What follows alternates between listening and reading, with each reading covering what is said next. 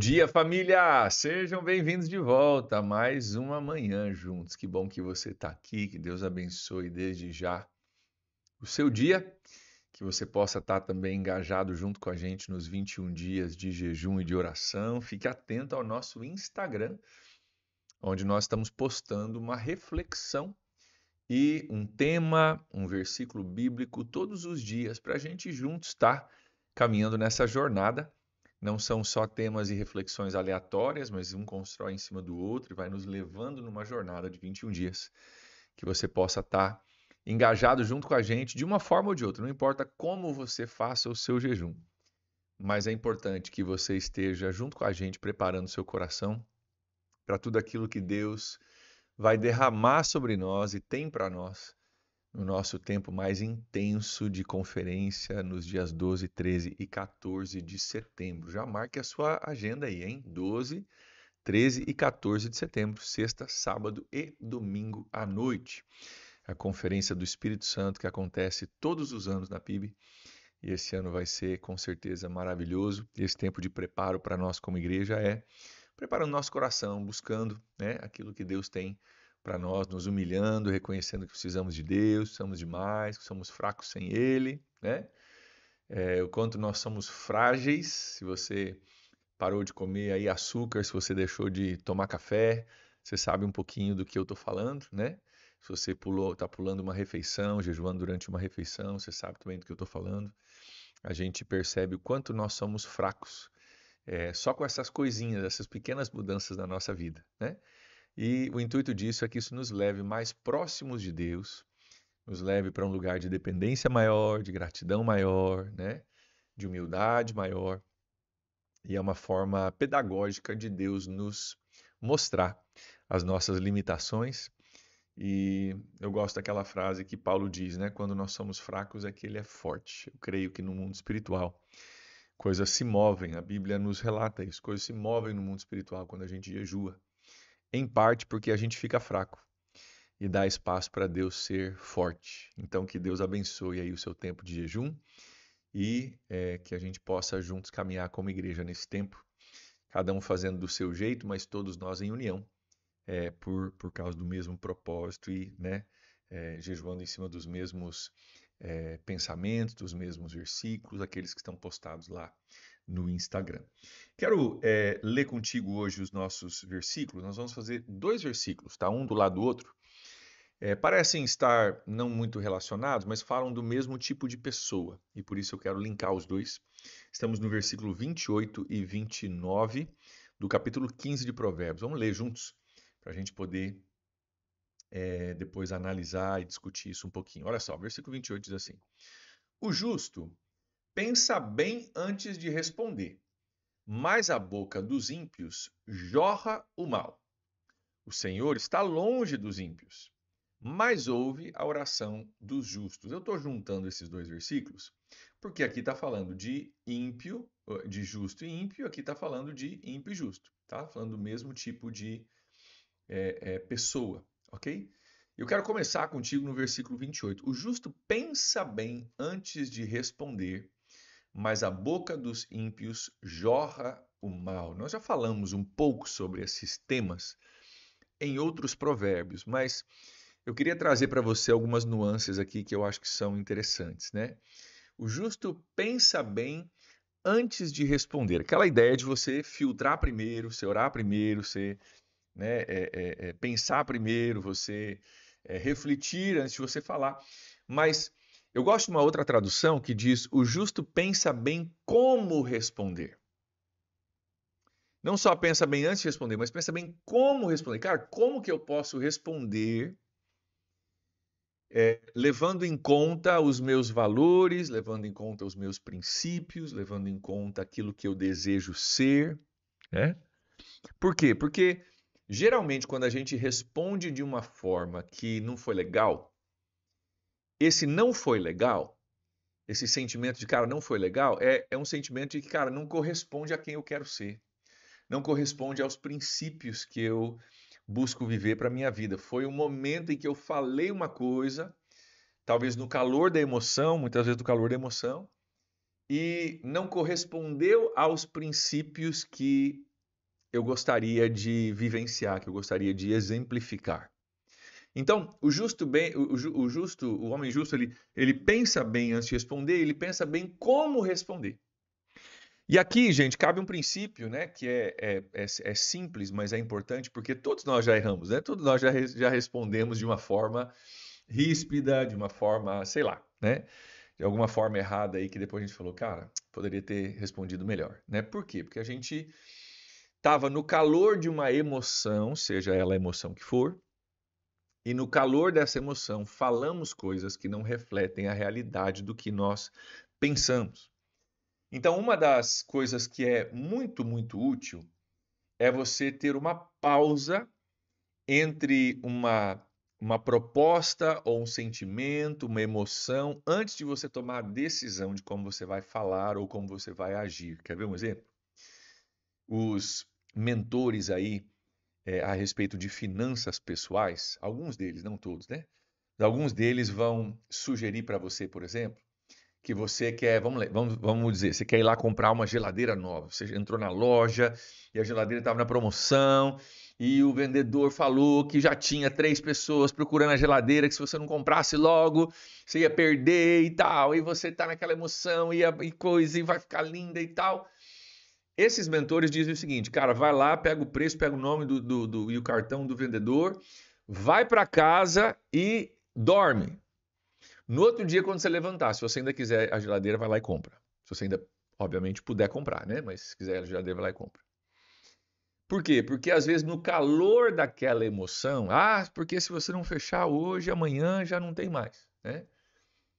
No calor da loja, do vendedor, da promoção, do que mais ele vai te dar, da entrega que vai ser feita amanhã, aquela coisa toda. Você acaba tomando uma decisão e depois você acorda de manhã falando: o que que eu fiz, cara? Meu Deus do céu, será que era essa? Eu tinha que ter olhado outra loja, tinha que ter visto isso, né? Aí você vai para casa e descobre que você mede a tua cozinha e a geladeira nem cabe, né? Você fala: meu Deus, comprei. Então, essa ideia de parar antes de falar, de pensar bem antes de responder ou pensar como responder. Porque às vezes não é nenhuma questão de você. Às vezes você não tem, né, o privilégio de pensar antes de responder. Às vezes está numa situação, você precisa dar uma resposta ali, mas pensar bem como responder é muito importante, né? Olha o contraste. Diz assim: mas a boca dos ímpios, deixa eu pôr aqui para vocês, a boca dos ímpios jorra o mal. Ela jorra o mal. Não está falando só de ter muito mal que sai da boca do ímpio, mas está falando de um soltar descontrolado, né? Se tem uma coisa que está jorrando, né? A gente entende que, cara, se tem uma coisa que está jorrando, geralmente é, por exemplo, né? Uma linha principal de água que estourou e está jorrando água, né? Não é uma torneira que tem um controle e que está aberta, né? A torneira está aberta, está saindo água e tal, mas jorrando geralmente é conectado com uma coisa descontrolada. E é exatamente isso que o autor de Provérbios está querendo dizer para nós aqui. Cara, jorra o mal, não tem controle, não tem válvula, sabe? Não tem torneira para você ir lá e fechar, falar, não, agora não fala, né? Tá jorrando descontroladamente, assim como, né, uma, uma um cano que estoura, ele jorra água descontroladamente e é um Deus dos acuda, né? Sai todo mundo correndo, tentando achar alguma coisa, você tem que ir lá, fazer o reparo, consertar. E, cara, quando a nossa boca, ela jorra o mal, geralmente nós temos que sair correndo. Algumas pessoas saem correndo e outras têm que vir fazer um reparo, né? Então, quando a nossa boca jorra o mal, muita gente sai correndo e a gente tem que vir depois e fazer o reparo. Então, a sugestão é, cara, vamos ser um homem justo, uma mulher justa que pensa bem antes de responder, ou pensa bem como responder. E a gente já falou sobre esse tema aqui, mas a gente sabe que, né, uma palavra de paz, uma palavra tranquila, uma palavra é, é, conciliadora, ela reverte toda uma situação, né? Quem já não veio para, espero que você já tenha tido essa experiência, de vir para uma situação onde, cara, você esperava que ia dar ruim, ia se elevar os ânimos e você chegou em paz, se você já foi instruído, né? Eu já instruí tanta gente nesse sentido. Cara, é uma pessoa que eu preciso consertar o relacionamento. Eu sempre falo, começa você pedindo perdão pelos seus erros. Não vai falar, ó, eu preciso falar contigo que aquele negócio que você fez foi errado.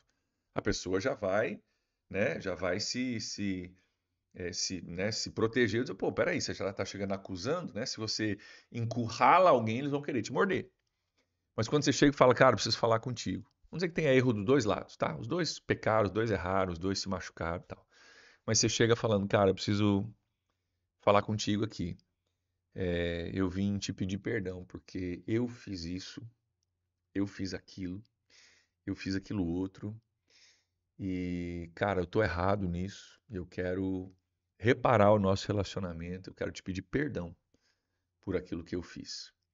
Nem sempre, tá? Mas geralmente, quando a gente vem com esse jeito de falar, o como falar, que o justo pensa como falar, se eu falar desse jeito, começando pelos meus erros e pedindo perdão, a não ser que a pessoa tenha um coração muito, muito duro, geralmente essa pessoa vai te perdoar e aí vai dizer, cara, já que a gente está aqui, eu também me passei naquele dia, também falei coisas que não deveria, me perdoa também. E você vai ver que você começando com um pedido de perdão e de humildade, você vai ter muito mais êxito do que você chegar com uma acusação. O que que é isso? O justo que pensa bem antes de falar e pensa bem como falar. Agora vamos para o versículo 29. O Senhor está longe dos ímpios, essa galera que jorra o mal da sua boca. Mas ouve a oração dos justos, o cara que pensa bem antes de responder, né? E esses dois versículos, eles não estão necessariamente conectados, tá? Mas eu quero fazer uma breve conexão aqui, porque olha só, a boca do ímpio jorra o mal e o Senhor está longe deles. Já o justo pensa bem antes de responder, então ele fala com sabedoria e o Senhor ele ouve a oração dos justos. O que eu queria fazer um link aqui, gente? Todos nós somos chamados para sermos porta-vozes de Deus. Todos nós, ok? Inclusive, tem uma noção errada que se criou no meio das igrejas pentecostais. Nada contra a igreja pentecostal, eu sou pentecostal também. Creio no Pentecoste, no Espírito Santo, busco ele e assim por diante. Mas criou-se uma cultura dentro de alguns movimentos pentecostais onde o profeta é aquele que prevê o futuro. Profeta, para muitos, se tornou sinônimo de alguém que prevê o futuro. Mas, biblicamente, esse não é o sentido principal de profeta.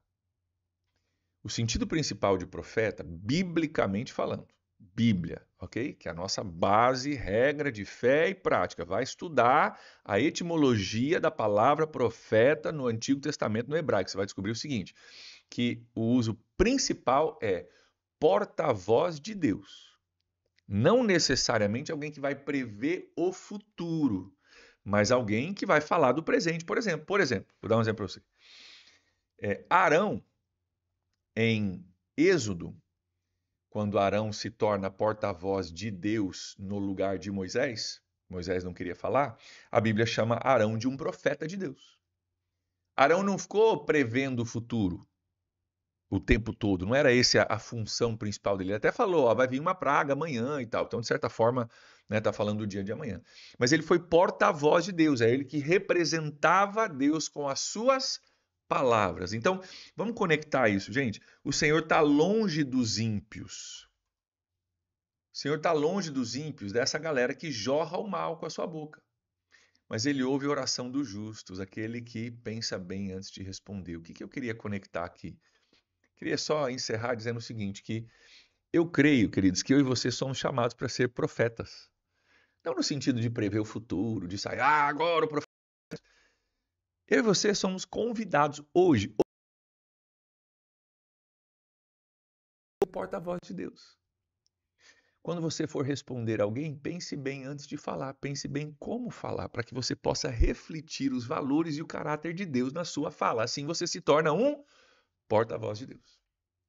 Quando a gente não pensa bem e a gente jorra o mal, nós não estamos sendo porta-voz de Deus. E se a gente não cuidar, a gente pode até ser porta-voz do inimigo, né?